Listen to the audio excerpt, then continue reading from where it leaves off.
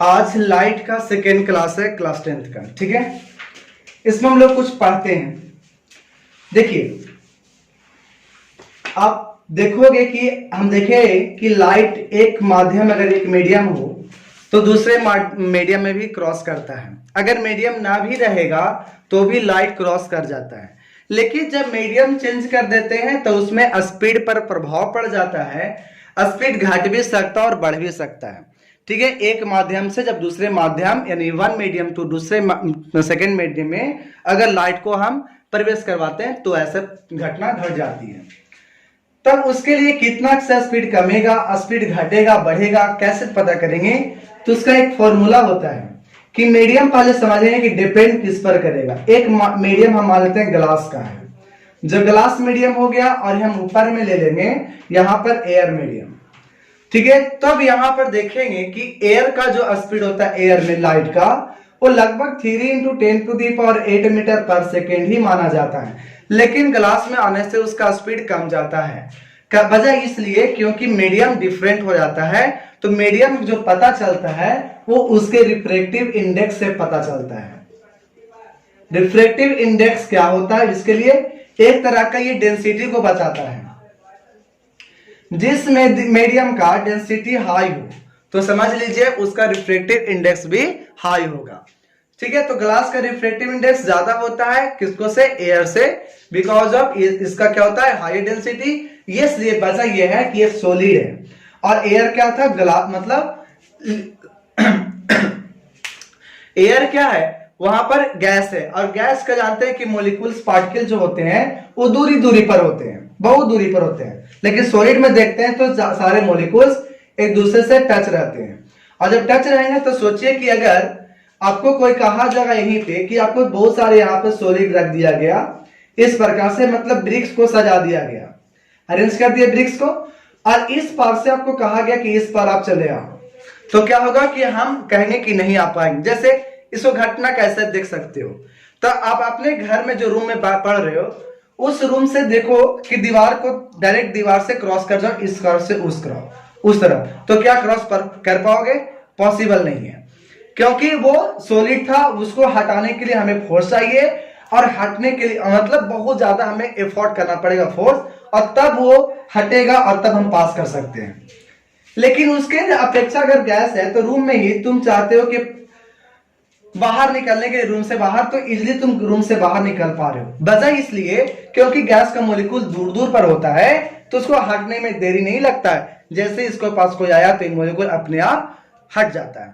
तो हट जाता है तो उसकी डेंसिटी कम होगी और सॉलिड का डेंसिटी ज्यादा होता है। इसी वजह से रिफ्रैक्टिव इंडेक्स ज्यादा किसका मान चलते हैं? सॉलिड को। किसके रिस्पेक्ट में? एयर के रिस्पेक्ट में।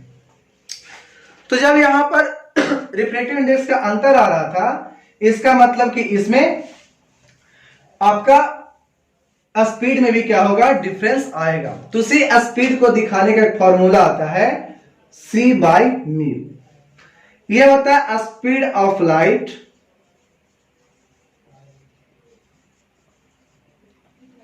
In any medium. जिस मीडियम में स्पीड लिखना है उस मीडियम में स्पीड आएगा। लेकिन यह होता है speed of light in vacuum, और यह होता है रिफ्रैक्टिव इंडेक्स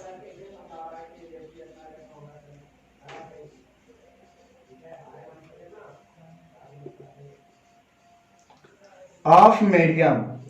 जिस मीडियम में स्पीड निकालना होता है लाइट का, उस मीडियम का रिफ्रैक्टिव इंडेक्स यहां होगा और यहां पर क्या होगा? Speed of light. उस मीडियम का में स्पीड लाइट का निकल जाएगा। लेकिन सी आपका speed of light in vacuum, और ये हमेशा कांस्टेंट होता है जिसका वैल्यू 3 × 10⁸ मीटर पर सेकेंड। या तो देखे होंगे कि 3 × 10⁻⁵ किलोमीटर पर सेकेंड, यानी एक सेकेंड में लाइट कितना किलोमीटर चल जाता है? तो 3 लाख किलोमीटर एक सेकेंड में लाइट ट्रेवल कर सकती है। तो यहां पर देखिए कि जैसे ही मीडियम चेंज होगा तो वहां पर क्या होगा? स्पीड भी बदल जाएगा, क्योंकि c यहां पर क्या है? कांस्टेंट। जैसे ही कांस्टेंट है तो यहां से बोल सकते हैं कि v inversely proportional to mu. Mu बदलेगा, v बदलेगा। ठीक है, रिफ्रैक्टिव इंडेक्स बदलेंगे मतलब स्पीड बदल जाएगा। इसे हम एक तरीका से और देख सकते हैं। अब देखिए अगर नीचे में बढ़ेगा तो ऊपर का वैल्यू क्या होगा, घटेगा। यानी अगर रिफ्रैक्टिव इंडेक्स हम बढ़ा देते हैं तो उस मीडियम में स्पीड क्या हो जाएगा, घट जाएगा। अगर रिफ्रैक्टिव इंडेक्स कम कर देंगे तो स्पीड क्या हो जाएगा, बढ़ जाएगा। जैसे सोचिए कि रिफ्रैक्टिव इंडेक्स ज्यादा किसका होगा, जिसमें ज्यादा डेंसिटी होगी। जो ज्यादा डेंसिटी होगी वहां पे मॉलिक्यूल सटे सटे होंगे, और जहां पे सटे सटे होंगे वहां पर स्पीड क्या होगा, कम होगा। कैसे, एक एग्जांपल देखते हैं। एक भीड़ भाड़ इलाके में क्या किया जा रहा है कि एक बस को पास किया जा रहा है, और यही बस क्या कर रहा है, एकदम खुली जगह में पास करेगा। तो भीड़ भाड़ वाले इलाके में जैसे आए वहां पे स्पीड क्या हो जाएगा, कम जाएगा। क्यों, क्योंकि यहाँ का डेंसिटी ज्यादा है। इन डेंसिटी ज्यादा जिसके कारण से बस यहाँ पर स्लो कर लेती है, क्योंकि वहां रोकने वाले बहुत लोग वहां पे मौजूद रहते हैं। ठीक है, तो उसी प्रकार से जब सॉलिड में रिफ्रैक्टिव इंडेक्स ज्यादा है तो उसके जो मीडियम पार्टिकल्स हैं वो पार्टिकल्स क्या करते हैं कि मतलब लाइट को रोकने का काम करते हैं, जिसकी वजह से उसका स्पीड कम जाता है। अब इसके बाद नेक्स्ट फॉर्मूला हम इसमें देख रहे हैं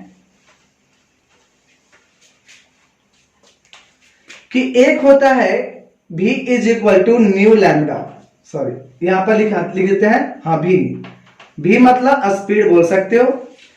यहां पर जो न्यू है इसको बोलते हैं फ्रीक्वेंसी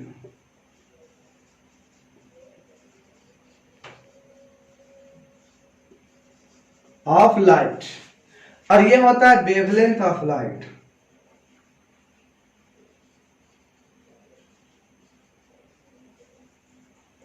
और ये होता है स्पीड ऑफ लाइट।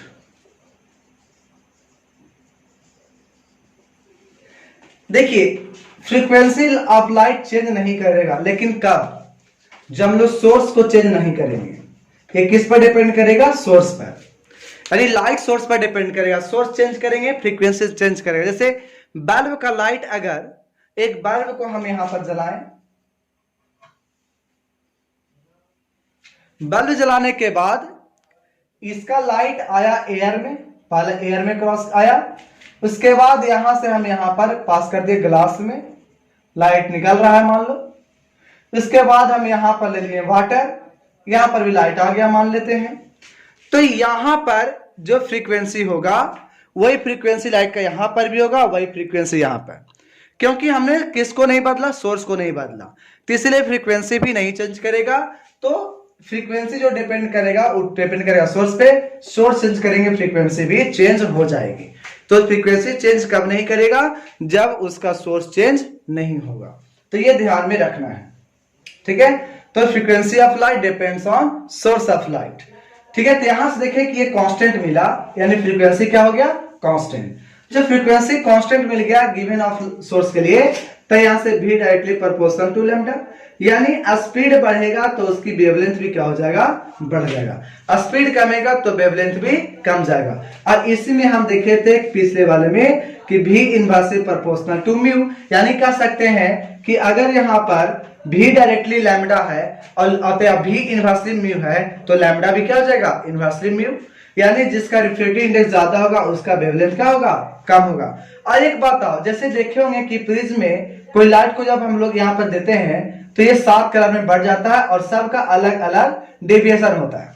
तो डेविएशन जो करवाने का वजह होता है वो भी रिफ्रैक्टिव इंडेक्स का। तो जिस कलर का रिफ्रैक्टिव इंडेक्स ज्यादा होता है वो ज्यादा डेविएट करेगा, ठीक है।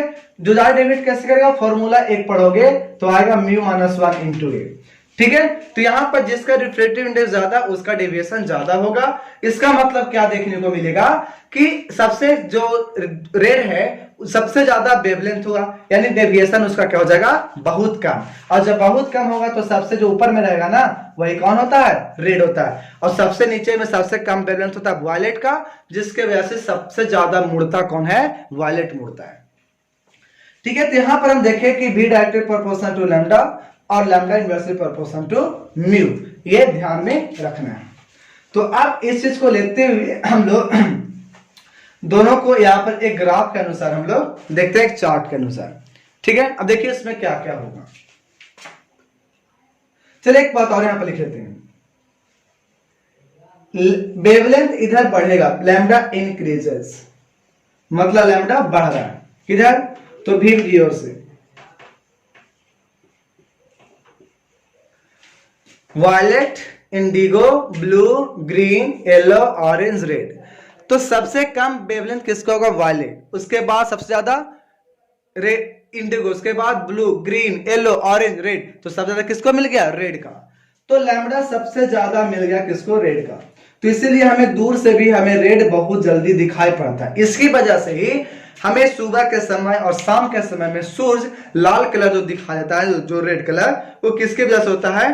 तो ये वेवलेंथ उसका हाई होता है। तो हाई होने से दूर भी रहेगा तो हमें ज्यादा जल्दी मतलब हमारे पास पहुंच पाएगा, जिसके वजह से हम उसको देख पाते हैं। तो सुबह और शाम में जो जो लाल नजर आता है सूर्य, वजह क्या था? तो रेड वेवलेंथ की वजह से वेवलेंथ ज्यादा था, इसलिए हमें वो दिख गया। इसमें क्या लिख सकते हैं? अगर इधर से इधर चलते हैं वॉलेट में ही, तो लैम्बडा बढ़ा तो क्या घटा होगा?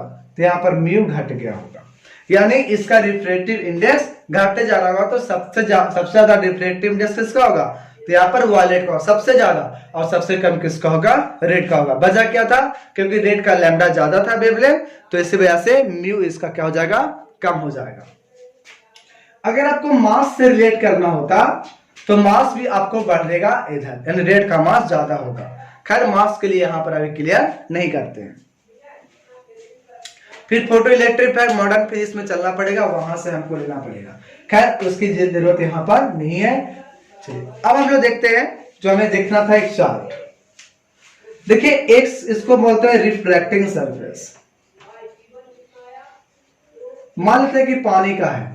पानी में आप लोग दो चीज केवल देखे होंगे, लाइट आया तो कुछ पार्ट लाइट का रिफ्लेक्ट आ जाता है, और कुछ पार्ट क्या होता है कि लाइट रिफ्रैक्ट करता है। यहां से दो घटनाएं घटती है। ये तो हो गया इंसिडेंट रे, इंसिडेंट रे, और ये हो गया रिफ्लेक्टेड रे, और ये हो गया रिफ्रैक्टेड रे।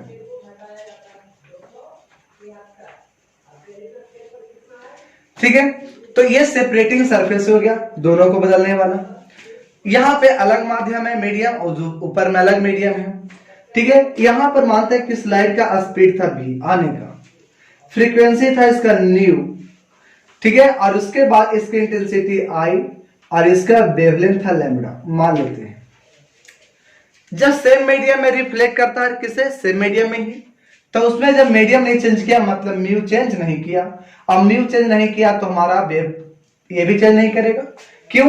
क्योंकि जानते हैं कि वेलोसिटी इनवर्सली प्रोपोर्शनल होता है म्यू का। म्यू चेंज नहीं, ये चेंज नहीं, ये तो कभी चेंज नहीं करेगा, क्योंकि लाइट आ रहा था, वही लाइट बार बार रिफ्लेक्ट कर रहा है और रिफ्लेक्ट कर रहा है, तो फ्रीक्वेंसी से चेंज नहीं करेगा। जब भी चेंज नहीं करेगा तो आपका लैम्बडा भी चेंज नहीं करेगा, लेकिन इंटेंसिटी हर हाल में चेंज करता है, तीव्रता हमेशा चेंज करेगा। तो इस केस में बोलेंगे कि वेलोसिटी भी चेंज नहीं, फ्रीक्वेंसी भी चेंज नहीं, लेकिन इंटेंसिटी चेंज कर जाएगा, और वेवलेंथ भी चेंज नहीं करेगा। लेकिन जैसे हम आ गए रिफ्रैक्टेड में, तब क्या हुआ इस केस में कि आपको मीडियम चेंज कर गया। मीडियम चेंज करने से क्या हो रहा है कि आपको म्यू बदल गया।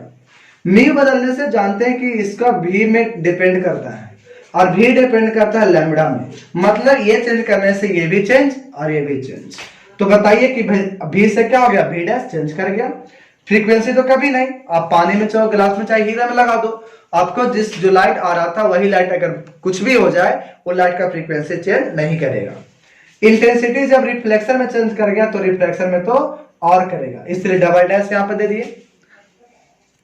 सॉरी, इसको ऊपर लिखते हैं। वेलोसिटी चेंज कर जाएगा, फ्रीक्वेंसी तो चेंज नहीं करेगा, इंटेंसिटी चेंज करेगा, क्योंकि डबल डैश। क्यों? क्योंकि रिफ्लेक्शन में जब चेंज कर गया तो रिफ्रैक्शन में तो चेंज करेगा ही, और जब भी चेंज कर गया तो आपको वेवलेंथ भी चेंज करेगा। ये ध्यान में रखना है। ये था कुछ बातें लाइट से रिलेटेड।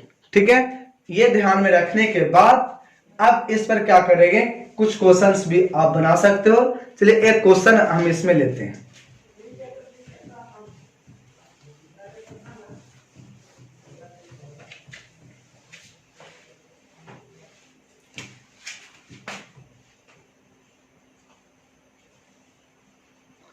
A light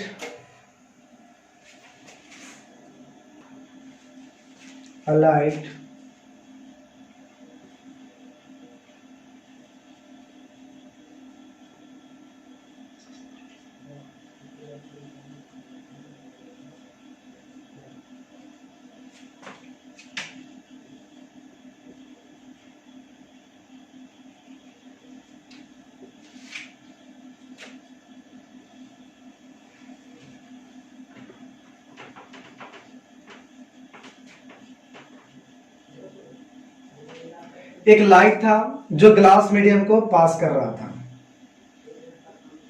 मुड़ेगा, देखेंगे बाद में मुड़ेगा, सब पास कर रहा था, और इसका जो बीट है वो है 500 मीटर का। तो पूछ रहा पास करेगा तो कितना टाइम लेगा। आपको रिफ्रैक्टिंग इंडेक्स ग्लास का दिया हुआ है 3/2। तो सोचिए आपको टाइम पूछा गया और टाइम का फॉर्मूला होता है डिस्टेंस बाय स्पीड। तो आपको डिस्टेंस तो पता है 500 मीटर, स्पीड नहीं पता, स्पीड निकालना पड़ेगा। तो जानते हैं कि स्पीड का फॉर्मूला c/μ होता है। c कितना था 3 गुना 10⁻8 और म्यू कितना है 3/2, कट जाएगा, 2 कहां जाएगा ऊपर, तो इसका स्पीड आएगा 2 × 10⁻8 मीटर पर सेकेंड। टाइम निकालना है तो क्या करेंगे 2 × 10⁸ बटे स्पीड कितना, सॉरी डिस्टेंस कितना था 500 और स्पीड कितना है 10⁸। इसको ऊपर लेके जाते हैं, कटेगा कितने बार में 250 से, तो आएगा 250 गुना 10⁻−8। क्या करते हैं 2 पॉइंट को हम इधर लाना चाहते हैं 2.5 में, तो यहाँ कितना होगा -6, तो बोलेंगे यहाँ से 2.5 गुना 10⁻6 सेकेंड, या तो इसको लिख सकते हैं 2.5 माइक्रो सेकेंड आंसर। यानी इतना कम सेकेंड में, इतना कम समय में ये क्या होगा, तो इस पार से इस पार आ जाएगा। ठीक है, कौन, लाइट। अब हम लोग आते हैं पिछले वाले क्लास पर, जो हम लोग लॉ ऑफ रिफ्लेक्शन चल रहे थे उसमें।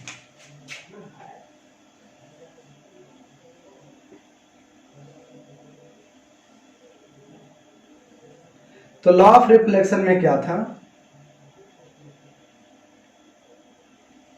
यहां पर एक नॉर्मल ले लेते हैं, यह है रिफ्लेक्टिंग सरफेस।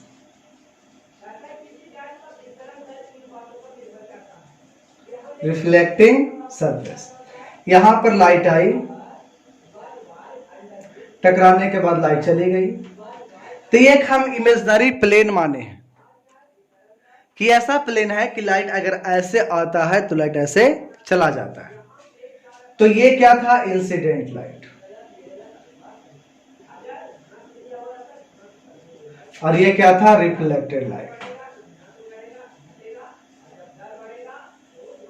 और ये क्या था, पॉइंट ऑफ इंसिडेंस, और ये जो बीचों बीच हम लिए थे वो क्या लिए थे, नॉर्मल। तो ये चारों के चारों एक ही पॉइंट, एक ही प्लेन में थे, ये हम लोग क्लियर किए, है ना। तो इसी को हम लोग लिख लेते हैं। अब इसमें एकदम ऐसे देखने में लग रहा होगा कि आपका जो प्लेन है इस प्रकार से, जो प्लेन था इस पर ऐसे रखा गया, जिसमें इधर से आया और इधर चला गया। तो ऐसा हम अब ये देखने में ऐसा लग रहा है। ठीक है, अब इसमें हम लोग लिख लेते हैं rule number first law of reflection में।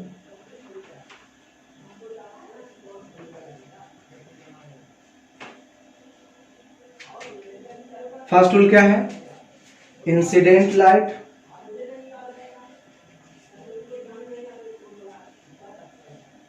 Reflected light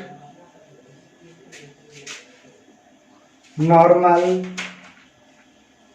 and point of incidence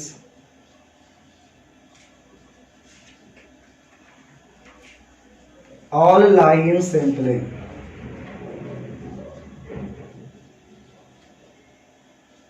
सब के सब एक ही प्लेन में लाई करते हैं। Second, angle of incidence is equal to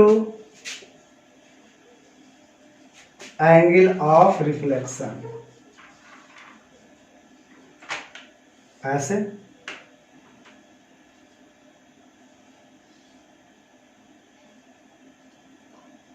normal, incident ray, reflected ray, point of incidence,